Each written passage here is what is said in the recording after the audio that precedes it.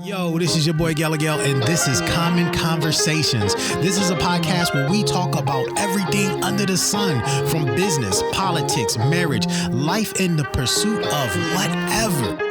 And no topic is left off the table. We come together to cry, laugh, agree, and disagree. Let's go. So check it out. I got a special guest with me today. He's real fun. I'm going to have a lot of cool fun. So I played the edited version of this song because I told myself I was going to be on my best behavior. But it's not going to happen because it's me, and it wouldn't be me not to be on bad behavior. Well, my man, I want you to be yourself, though. I'm going to start it out like this. This is Pastor, because I know he don't want me to do that. So this is Pastor Maurice Ball, right? But you know, but my man is bigger than just being a pastor, because he's a father, he's a son, he's a husband. You know, he actually opened a new business here in Clarksville, right? So they over there kickboxing. And so here, this is where I'm breaking my rule.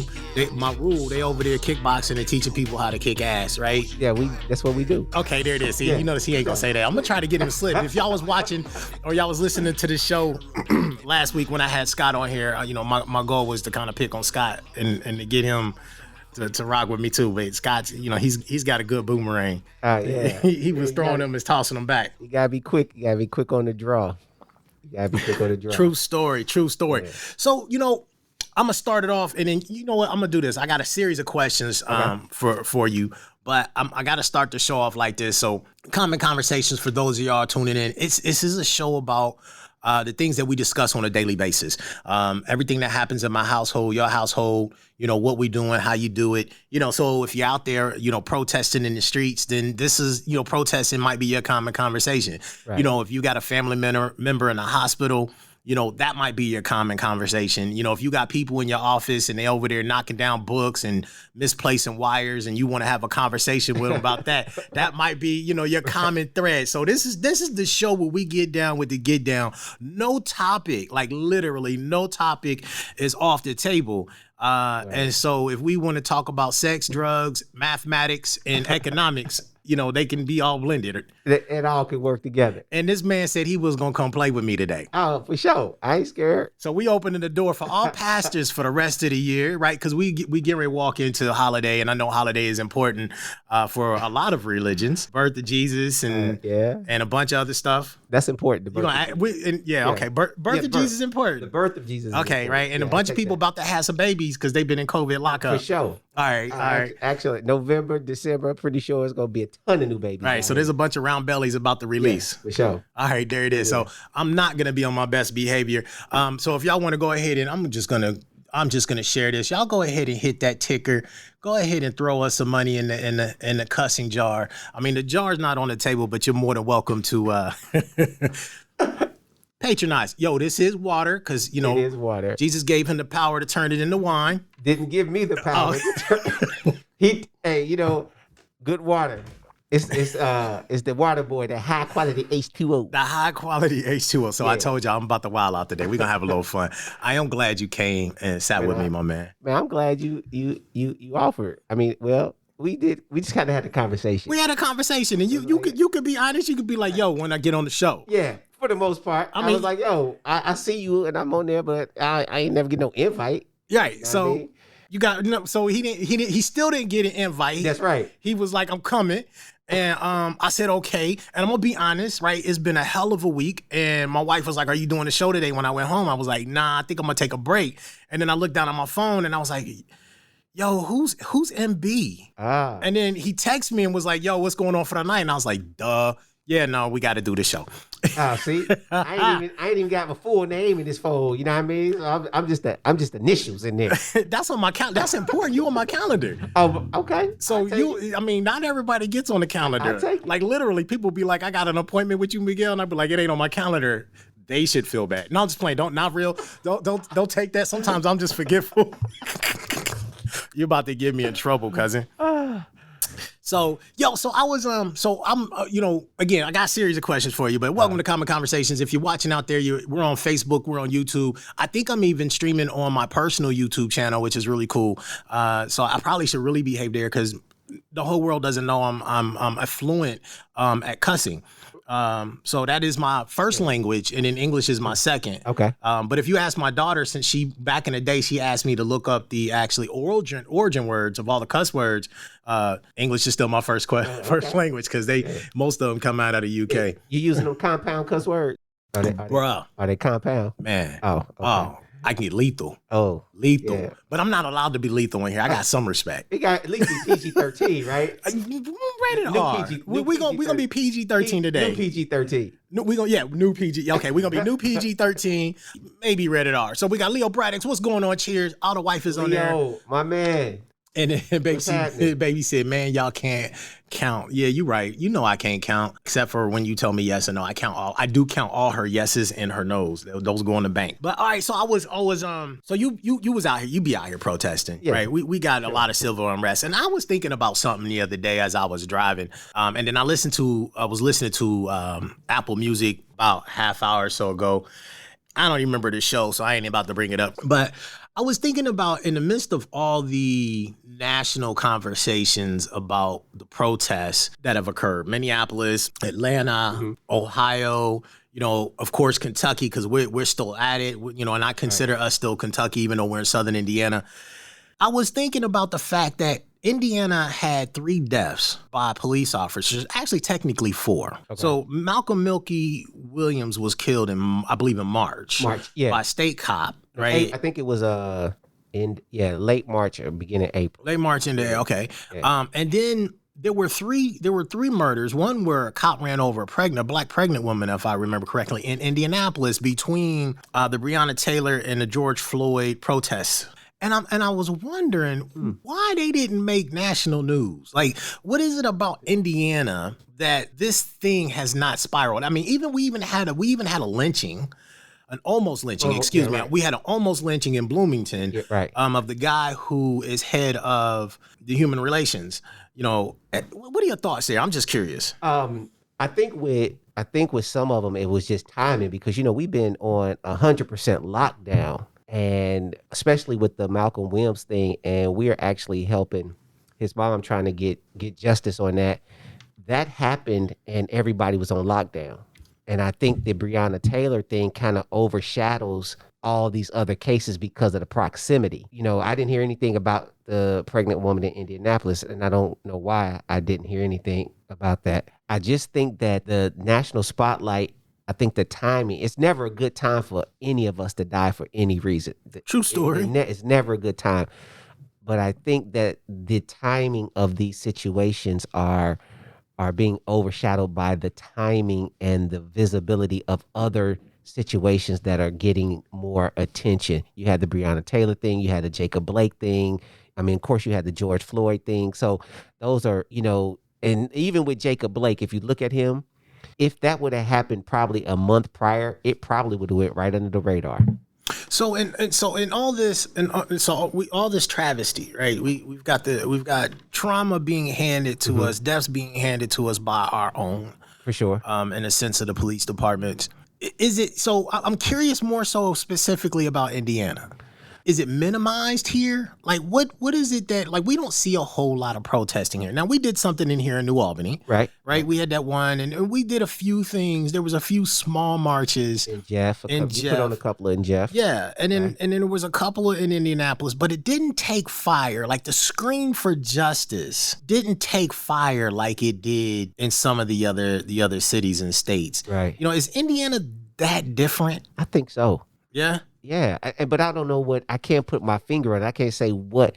I don't know if it's I don't know. And I ain't even gonna try to figure it out. I just don't know. I just think Indiana's different. I don't think we're I get what you're saying. We're not yelling loud enough or more consistent enough to actually be able to spark a wave here in Indiana to change anything for the ones that are dying here. But I don't know why that is. I don't. So do you think we gotta?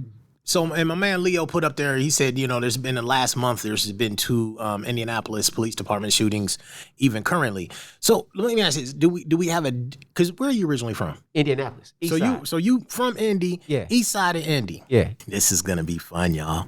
Are the Negroes in Indiana different than in other states? Like, And yes, people, I said Negroes. Get your heads out your butts. You know, one of the I really can't answer because I left Indianapolis and 25 years ago. Okay. So you left, you got some experience. Where did you go? Because I'm gonna stay on this topic, but where'd you go? I went to San Diego. Okay. Yeah, joined the Navy, went to San Diego. And so I was out there for a minute, and then I came back from San Diego. You was in the Navy longer than a minute. It was really about a minute. Okay.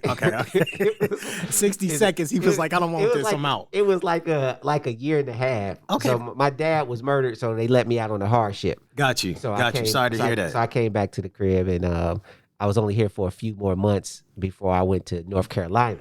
Yeah. So yeah, and then I went from Indianapolis to San Diego, back to Indianapolis, to Fayetteville, North Carolina. Got you. So what are the black folks like in Carolina in comparison to it's different. I mean, it seemed like, here's what I can kind of attribute. It seemed like Indiana was it's all suburb. That's what it seems like. Okay. So it's not like it's real, even like when you go into these other parts, it's hard. Like, you know what I mean? Like some of the low income areas and the hoods are hoods.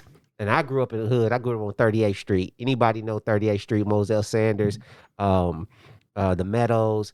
It was the toughest neighborhood in Indianapolis. Got you. And you had your stuff, but I just don't think that. I think people got so comfortable with it. It's just normal. And I think in these other places, people are tired of it. You know what I mean? Like I don't even know if I'm saying that right, but I just think like that they're tired of it, and I don't think Indianapolis or Indiana as a state has gotten tired. So the black people in Indy have yet to get to the point of exhaustion that they're ready to really eradicate. Right, for this thing. All right, that's cool. I mean, it makes sense, because I'm like, man, in Indiana, like, much respect, and I definitely want justice for Breonna, and I think the AG, as my man was telling me earlier today, is a bully, but he's a tool of a bully, but he should get chopped in the throat too, for definitely not giving Breonna justice, because he's a coward punk, but we're going to keep moving. Black folks in Indiana just ain't got the muster yet. Right. Okay. So let's. I know there's. Sure. So that means the white people in Indiana got to be a little bit more savage or different. I'm just throwing words out there. Get mad at me or not. I don't know. They got some serious control. Like if you can keep murking people, like Doc. Look, we got 3 people murked between Breonna and Floyd. Right, 4. Right, because we got 3 in Indianapolis, we got 1 down here in Jeffersonville, and my man just said, there was 2 other shootings just in the last month. So that's 7 people, 7 unarmed black people shot in the state of Indiana. I mean, white people here got a different kind of control. That could be for sure. Yeah, I think that you got that good old boy network thing going on. I think that because we're not yelling as loud as we could be, that we're not ruffling any feathers. So that it's the agitators are the one that gets the attention. And when I say agitators, I'm not saying it in a bad way. If you go through the civil rights, you have Martin Luther King, they were agitators. They were always challenging the system, always moving and provoking the system, however they was moving it. And the system had to pay attention to them because they were causing so much attention on a cause. After he died, then all the agitators became part of the system. So I don't think we have real people that's really ready to stand up and yell from the top of the lungs on top of the buildings that is no justice, no peace, or justice for all. You know what I mean? Like, yeah. I don't think we have that leadership, like Leo just said. And leadership is lacking. True story. Leadership is definitely lacking. Sure. So and on the black side and on the white side. So let me throw this at you real quick, because I really want to get into the meat of who you are, and how we met and a bunch of other stuff. But so my other thought process in this is what does it take for us to let me rephrase this. I'm sorry. So if I told you that white leadership, when asked the question early before the murders became, or these deaths by police became so spirited, so public, when brought up and said, hey, how do we meet equality, How do we find social and economic equality in our communities, in our business, in our government? You know, if we learned that white leadership yesterday was saying, well, we ain't got a dog in this fight. You know, we're not gonna address it. We're not gonna touch it, right? And the same people are in leadership today in Southern Indiana, where we all live. What are your thoughts about that? Well, I think you can't fault the leadership at hand because we have to fight to get a seat at the table. Okay. If we don't have a seat at the table, we have no say so in any of the stuff that's going on. Okay. And change only happens if we got the seat at the table. That's inclusion. You know what I mean? Like if we're not included in a conversation, if we're not included at the table, how can we actually even sit down with somebody that may even side with us? They just don't hear our side. So what if we have a seat at the table? Because if I'm at the table, you at the table. Which means that we have to start strategically getting more people at the table so that we can influence something to go our way for our community. So we've always been told that, you know, if we had a seat at the table, right, then, you know, we would be able to have some degree of impact, right? We would help drive message, policy, whatever, in that relationship. So if we're getting opportunity to sit at the table, but while we're at the table, we're still outnumbered. We're still in their infrastructure. We're still in their systems.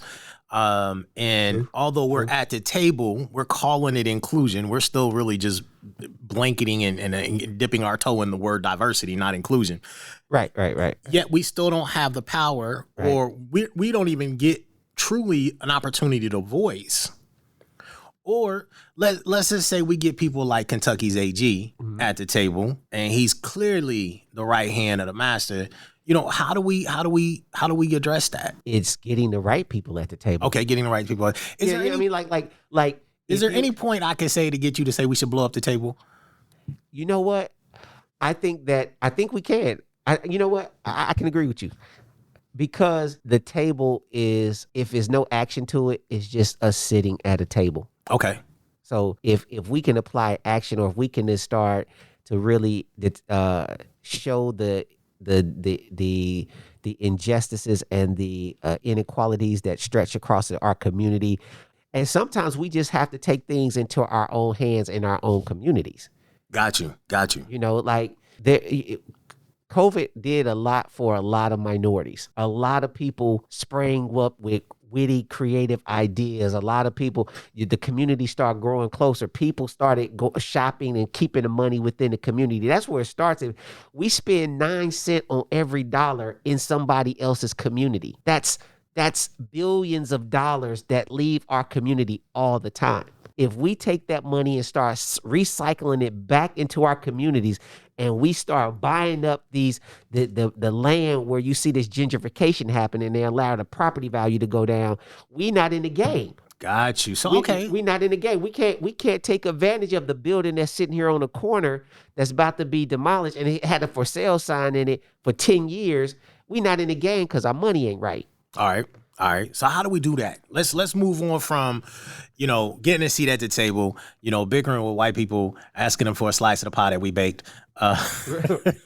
Right. How do we? So if we were, you know, let's talk Jeff, right? Jeff, New Albany. You know, what do we do to start buying up those boarded spaces? What do we do to start building businesses in key spots? Like, is there ways to collaborate? Are these just individual efforts? You know, how do we get, you know, that 9 cent? I think the collaboration, one, you gotta look at the planning, the city planning, and look at the areas where they're moving to. Okay. So when I lived in Charlotte, my homeboy was part of the planning committee, and even though our money wasn't right, they had a 5-mile radius from this mall that used to be called Eastland Mall. Used to be like jumping. It was the joint, but they allowed the property value to go down so much, and everything around it started to be sold off. But the construction was coming that way. So within a 5-mile radius of where this mall sat was going to be the development. But because our money wasn't right, we couldn't get in the game. So you have to be able to, you can get on the planning committee and go look at the planning committee and see where's the next development at. When I was in Birmingham, my homeboy was like, hey man, if you want to get into real estate, don't buy any houses over in this area. They're doing all the development is going to be moving towards this way, where you get up in these ran down houses where the houses are, going for $7,000 to $10,000. You want to go buy houses up there and sit on them, because that's where the development's going. So being able to get educated as to where the development's going, and then being able to have the resources to be able to jump in and purchase some of this stuff. And that starts with financial education, credit, resources, which keeps keeps us out of a lot of things, especially when you throw that credit thing up. That credit thing put brakes on everything. So what programs, or do we have them? Right. So I know if we go to Louisville, we're talking about land grants, land dollars. We're talking about being able to restore certain segments of the town. We're talking about different dollars that are coming in different places. When we talk about financial education and financial literacy, there are programs that are dedicated to what's happening in the West End and some of the other areas that are economically challenged. Do we have programs like that specific to helping African American and Hispanic Latino communities grow in Southern Indiana? You know what? I honestly don't know. And I'm being honest, we just migrated up here 3 years ago, which is no excuse, you know what I mean, to not know. But I don't know, which convicted me to now that I feel that I need to know, because I'm in conversations like this all the time, and normally I'm a resource, and I don't have nowhere to direct people to on that question. That's solid. So I honestly don't know. But I know you do a lot of things with business and young people. So I'm pretty sure you could be a phenomenal resource.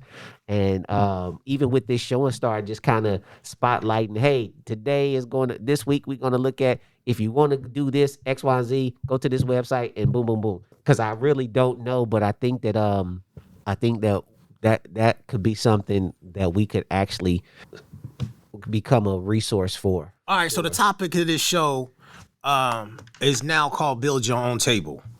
I dig it. So that's what we call it. This is about building. So we're not gonna have my normal conversation is about the flawed, fucked up system. Sorry, I know I was gonna sneak one in on you. Because there's really no other way to explain it. I mean, we can go in here and use all kind of entangling, expansive words. But to be honest, to God's truth, I think the only thing that explains our system is just to have to drop the F-bomb. So we talk about the destruction, right? Or the trauma that we face as Black people. We talk about the opportunities that are limiting, or we're limited to, or the access to resource. So, yeah, we're going to talk about how do we build this table? So we know that I can tell you there's very few financial institutions or programs that I'm aware of in Southern Indiana that are specific to helping Black people reach a level of stability. And then taking that stability to a level of thriving. So I don't know that there's anything here that does that. I know that there are definitely programs that help the wealthy grow. And that's just the reality, right? Yeah. So, thinking about it in that sense, credit is a monster. Credit is a monster. But here's the deal. Most of the country is in debt anyway. Our country is in debt. Our president has been known to file bankruptcy. So I'm sure he's got shitty credit. He just got a lot of cash, maybe. Right. So how, so for, in some capacity, I do believe that they use credit differently on Black folks than they do on white folks. And it's another gatekeeper, right? But we do need to have a conversation about credit. For sure. And we need to do it early. For sure. We need to create a program here locally. Because I know I can name off several resources in Louisville. But right here in our backyard, Jeffersonville, Sellersburg. So if somebody's out there and you know of any, man, point us in the right direction, because it'd be good to share that. I think the junior achievement. Junior achievement. Yeah. There's a junior achievement here in Jeff. Shut up. I'll get that information for you, because my coworker, he does it. He's part of He's part of junior achievement. Well, I want to connect with him, so we need to have a deeper conversation as well. So we know we got junior achievement. All right. So we because we have an urban league in Indianapolis, and I love Sadiqa over in Louisville, and much what she does in the urban league in Louisville. No connect, there's no real live connect over here where we could just walk out our front door, go down to 10th Street, or we're in Main Street right here in New Albany, and we can't walk out the door. So, all right, we got to build this table. So okay. How do we build, what do we have to have? Like, I think about the fact that we don't have, I'm going to go on a limb and say we have no foundations that are Black run or governed in Southern Indiana. So anytime we want to do something that pulls in dollars, even for a nonprofit, we're basically going outside our base. Right. And we know most, and I'm not saying everybody is bad. Not all white people are bad. Not all white systems are corrupt. But the fact is that we're still kind of going to a potential place that is not for us. What is it? So what do we, so we got to create a foundation. How do we do that? Like, what are the things that we got to put in place to build our table? What does our table look like to you? First is education. Education has to be key because my dad didn't tell me about credit. He told me how not to mess my credit up. Got you. He didn't tell me the why behind it. You know what I mean? He just, hey, don't mess your credit up. I go to college, they give me a free T-shirt. Guess what? I got a credit card because I wanted a T-shirt. Right. I remember those days. Then not only did they give me one card, I get another T-shirt and get another card without any understanding of money. So you give a kid from the hood 2 credit cards that was probably about $1,700. So you think I'm balling? I'm at Freaknik. Yo, he said y'all ain't old enough to know nothing about no Freaknik. 1993 Atlanta. Got to redact some of that stuff because that stuff was no cell phones. We say right. No pictures. We'll surface from that. But the, I didn't have any understanding of the why behind he told me not to do it. So I'm spending this cash on these credit cards, just killing the debt, not even understanding that I had to pay that back. I mean, we was in Atlanta and I put the card in the machine. This is when the machine used to just keep it. Bruh. I stuck the joint in the machine. Go ahead. That bug just kept it. And I just walked off like, oh, okay, I guess that's it. Yeah. And that money followed me around for probably 10 years. True story. You know what I mean? And I think that if we could start with educating and understanding leveraging and credit and and finances, I think that could be the base of building the table because we don't have to push our kids and these young people to jobs. We could push them directly into entrepreneurship if they understand the finance part of it. That is true because a lot of people, and this goes for white folks as well. There's a lot of people who get in this game and don't understand the finances. Right. And but a lot of it is because they, if you look at it too, they don't really run good finances in their household. So that's also that struggle. Right. So I got you. So we need to create a program that teaches on a daily basis. It needs to be part of our common conversation, right? Mm-hmm. We need to be talking about economics on an ongoing basis. Sure. Okay, all right. So education on the financial side. What else? What else do you think? Exposure. Like, what does that mean? Exposure is big. So, I'm real big on people resources. Okay. We talking human capital? We talking human capital. Okay, let's go. Not slavery people. Yeah. That's a different phrase. Human capital. Human capital. So I have a 15-year-old. All right. And my 15-year-old no matter what he wants to do or be in life, I have somebody that I know that I can expose him to that can help him get there. Got you. So if he says he wants to be a doctor, I just scroll through my phone, call my homeboy, say, hey, yo, can you mentor my child? Because the reality of it is the things that we want to be, we tend to see. Exactly. And we have to see it. So you can't tell somebody who doesn't have an imagination, who live in a gutter, who don't have a dollar that they could be wealthy because they ain't never met a wealthy person, right? Right. The idea of being a black entrepreneur when you've never seen one outside of a basketball player and a rapper, well, what does that look like? Right. So I got to go play ball. I got to be a rapper so I can get the capital in order to become an entrepreneur. And that ain't always the road. I would love to send my child over here to learn all this stuff. Let's go. Bring them over. We can do the thing. For real. And so my day job, I run a mentorship program called Life Literacy Academy. Okay. And who's that with? Where's that at? So I work for Community Action of Southern Indiana, and it is a mentorship program out of there. So I'm in 3 counties, 4 4 school districts and probably about 15 schools. Okay. I go all the way up to Scottsburg. Wow. Yeah. You carry a gun when you go to Scottsburg? I don't. You know, surprisingly, I'm only there during the day. Well, that's probably smart. so I'm there during school hours. So all right, there it is. So I'm in and out of that piece. And they right off the highway. So I just jump right on 65. All right, there it is. There it is. But you know, the thing is that even in the rural communities, it's still lack of education. Yeah. There's still no exposure up there. And so when I'm talking to these kids and I'm like, what do y'all want to be? Guess what? Everybody want to be a rapper. Everybody want to be an entertainer. Everybody want to hoop or play football. And I'm trying to tell them, like, don't you know that 1 in every 116,000 kids make it?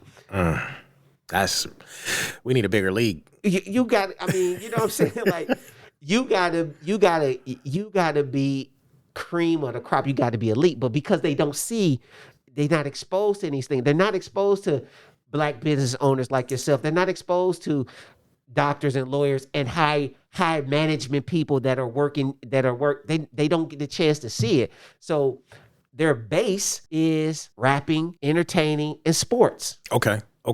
I can feel that. I'm with you. I know I didn't meet my first, at least as I can recall, I didn't meet my first Black true entrepreneur until I moved here. Okay. And so I was in my late 20s, going into 30s before I met an actual African-American person who owned a major business. Had heard of it, seen it. So you're right. And then often it's not until you're exposed.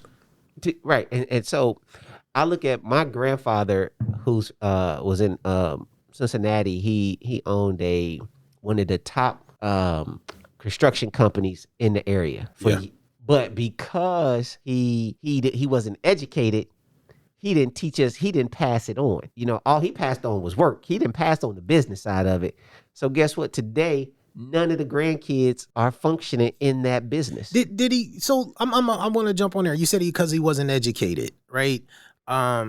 Do you think it was was it because he wasn't educated, or because he didn't quite package what he was doing for it to be repeated? Like, I'm educated, right? Right. I learn from doing. Mm-hmm. I don't learn from picking up the textbook. Don't get me wrong. I can read almost anything you want me to read. I can create theory, but the reality for me, it's the practice that gives me knowledge. Right. Somebody asked me to do something on a stream the other day, and I hadn't taught it before, so I was doing it live, which sometimes is embarrassing, but I don't really care about embarrassing myself sometimes. Right. So I was like, let's get on here and do it. And I recalled at that moment, I said, man, it's rare that someone asks me to do this in front of other people. So forgive me if I get the terminology wrong, but I'm just going to do it and show you how. Is it possible that it had nothing to do with education, but no one had ever asked him specifically, how do you do the thing? How did you get here? I think it's a combination of both. Yeah. We as grandkids was just free labor. Okay, got you. You know what I mean? Like, if you at the crib, you at my granddaddy's house, and you stand there eating his food, you're going to work. You getting on that truck. Yeah. And my dad left him because, my dad was like, man, all we had to do is get up on that truck. So he had been running the business when my dad was younger. Okay. You know what I mean? And my dad was like, I couldn't take that. Just getting it on that truck. So when I went to go visit him, it was a repeated thing. Just get on the truck. It wasn't. And then it put something inside me that made me despise doing it. So I didn't really want to ask him about it. Got you. But with his 4th grade education, he didn't have the tools to say, man, I need to start thinking generational wealth, which is what we don't think that. But we don't think generational wealth, but that also goes back to education. It also goes back to having a common conversation. Absolutely. Right. We fall into, many of us has fallen into this society story of the American dream, right? Get to the American dream, buy a home, have some children, get a great job, live your life, retire, Social Security. That's socialism, people. And then you can have all the things that you want in life. But we also realize that the American dream was never really built for Black people. It wasn't for us to have access to. Right. So I can understand why there was a void of that conversation there. And then any time that, historically we had Black folks who were thriving, and building their own. And in some sense, it was destroyed. For sure. So, okay. So one of the things that we have to do then, as we are building our own table, right. Is, again, including that common conversation of the things that we do well and teaching what we do well. And it's okay if our children or our friends don't gravitate to it. For sure. But they're getting the knowledge. Absolutely. And they'll be able to speak on the thing. Absolutely. Okay. So one of the things that I've been thinking about over the last couple of weeks was, the old saying, it takes a village. It takes a village to raise these kids now, right? Yeah. Now, you're in my village. You come with a skill set. If you think about the village back then, you had bakers and ironsmiths and, seamstress and whatever else was a craft. Yes. So in the village, people all learned, the kids all learned the different craft. Yeah, you became a master of your craft, but I'm going to send you over here to learn how to do this iron thing. We're going to barter. I'm going to get bread. He going to teach you how to forge this sword. Yes. Or whatever it is. Yes. So now, selectively, we can build our own village and start to really equip our children with the things that they need, because they're going to be the ones that bring this thing into fruition. We got to give them a platform to jump off of. True story. So that's what we have to do. We have to start getting in the trenches. We have to be out here making the connections, learning as much as we can so that we can equip them so that when they jump off their platform, they're already they understand networking. Their circles are already being forged, because I look at some of my son's friends, they're doing phenomenal things where they are, and they're going to go off and be great young men and young women. And these are his friends that he's keeping in contact with. Now he's going to do whatever he's going to do. And now his village is starting to form at a younger age, not at 40. Right.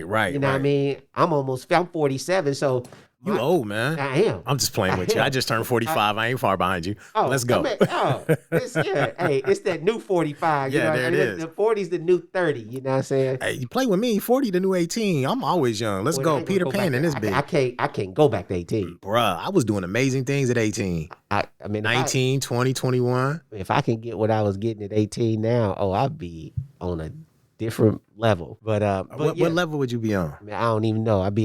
I have to level up. I'll be on somebody. I'll be on it. I would just be in a different place. Like, I didn't understand real estate. I look at the money that I blew. Yeah. On Jordans. True story. That now, instead of me buying Jordans, I'm buying precious metals. Okay. Gold, titanium. I ain't that, silver. I'm starting at the silver level. Hey, that's like silver. I mean, I love silver. I got silver in my pocket. Let's go. Yeah, I mean, because gold is like $18,000 or $2,000 an ounce. Okay. Silver is like $24 an ounce. So you start looking at precious metals. So I'm starting to look and say, man, I ain't gonna spend $200 or $300 on these J's. I'm gonna go over here and put my money into something that's gonna work for me and flip. Even though I could flip my J's. Yeah. But again, I mean, it ain't like being able to sell silver to China. Yeah, for sure. Or or Brazil. I can't roll up. I can't roll up overseas and buy a meal. Nah. With this Jordan. Nah.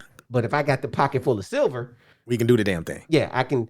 So, okay, that's another conversation, right? So, we're talking about investment, right? Is that something that we have to have at our table as well? Like, absolutely. Because you don't always have to be a business owner to own a business. That is true. You don't always have to be the person working in the business to own the business. Absolutely. So is that part of building the table as well? Okay, so we got to put investment on there, human capital, networking. We got to become philanthropists. We have to be in a position to where we can sow into a younger startup business. So how do we get if we don't have the money in our own systems, how do we become philanthropists? We have to get out here and grind. We got to grind. Sometimes you got to do what you got to do until you're able to do what you want to do. True story. Message. Let's go. We can pack that. Let's go. I'm game. Yeah. All right.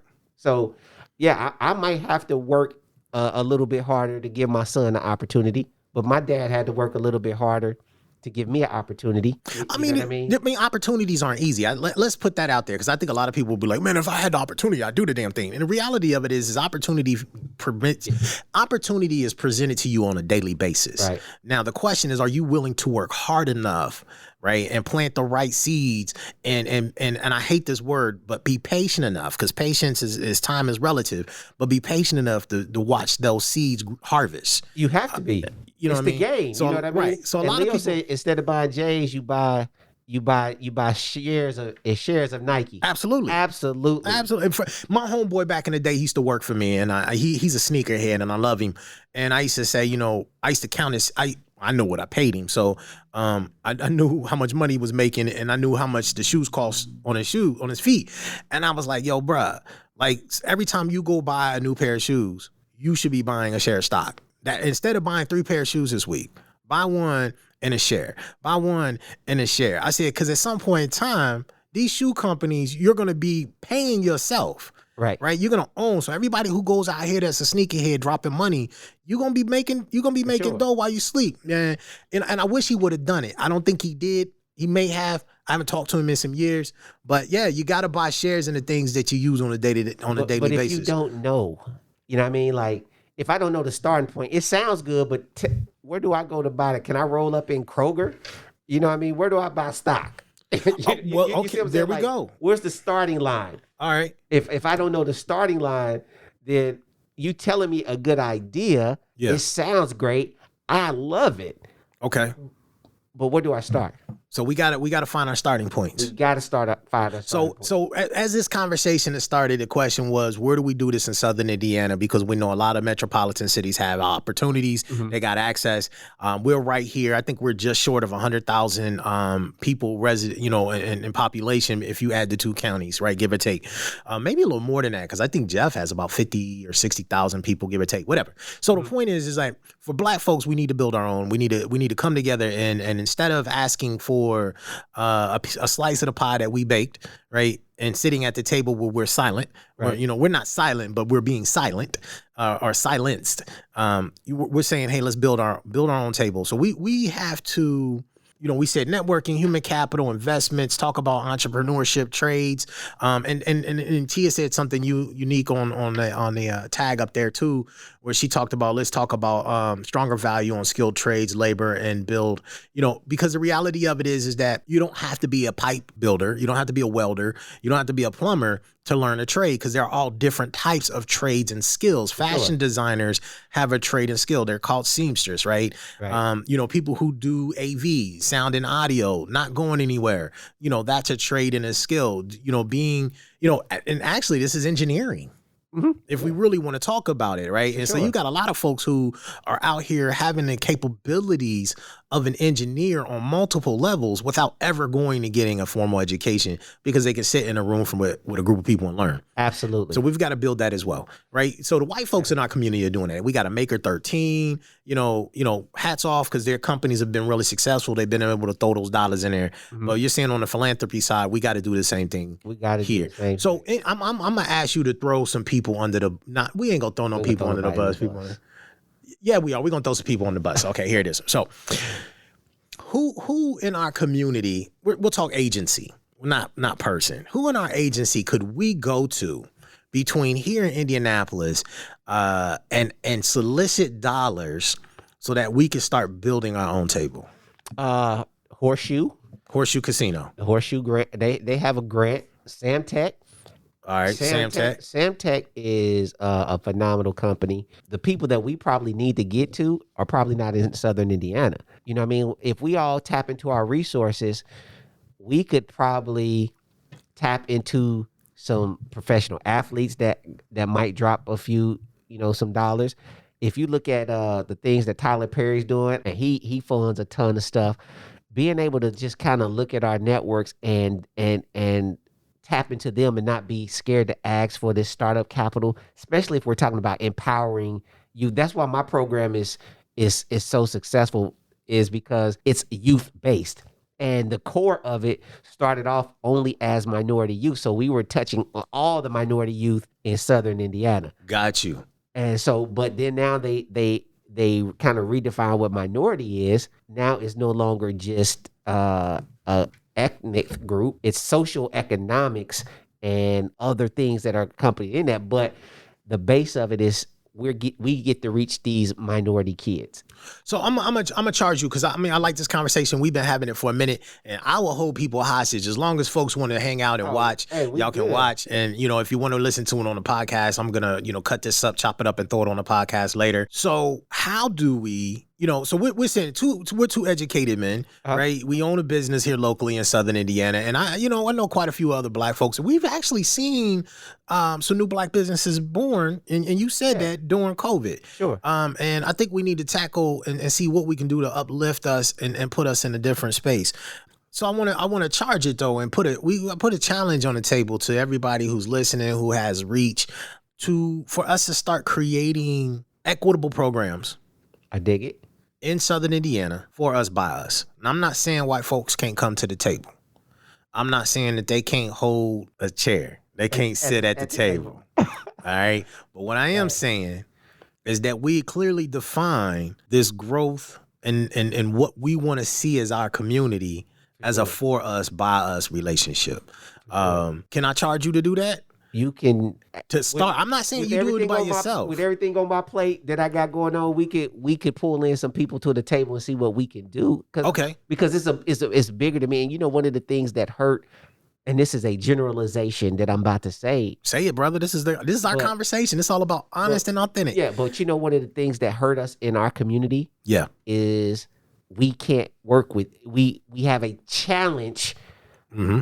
With working with each other because we have this crab in the barrel mentality. I knew you was gonna go there. I'm gonna tell you. So we lived in Charlotte. We owned this hair salon. My homeboy owned a shoe company. He owned a shoe store in the mall.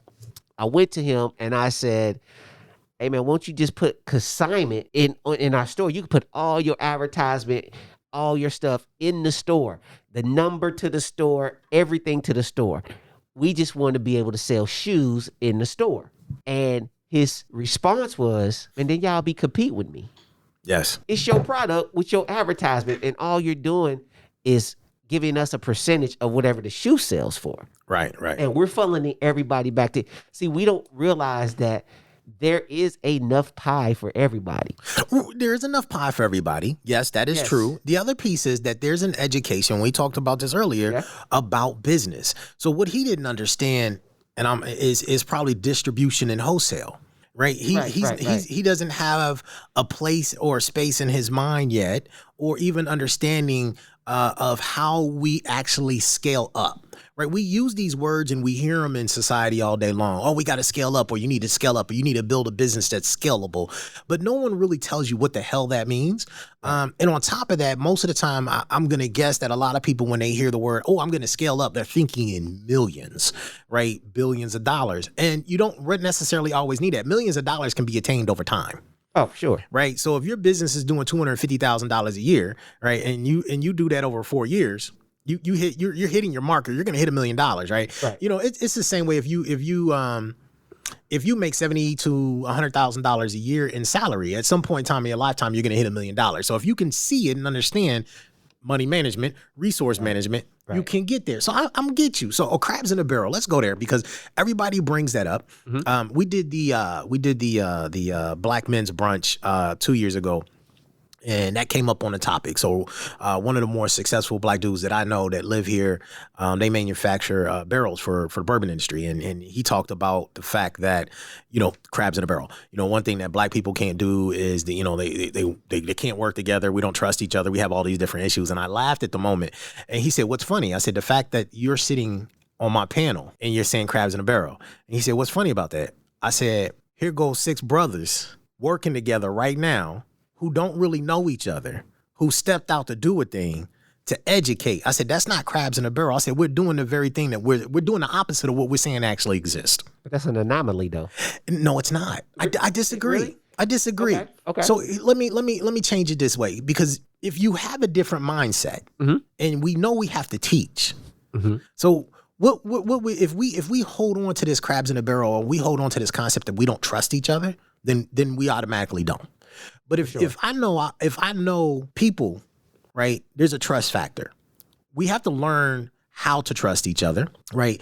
People teach us how to trust each other, right? So the trust in providing resources, sharing resources, that has to be learned over time. For sure. Right? And for some people, it's brand new, right? So I'm not going to call you a crab in a barrel. I dig it. Right? Because we haven't developed the trust or the relationship, right? Because we talked about human capital, for sure, right? Definitely equity there's equity in relationships, right? So I think before we jump out there and say black people don't trust each other, I think black people do trust each other.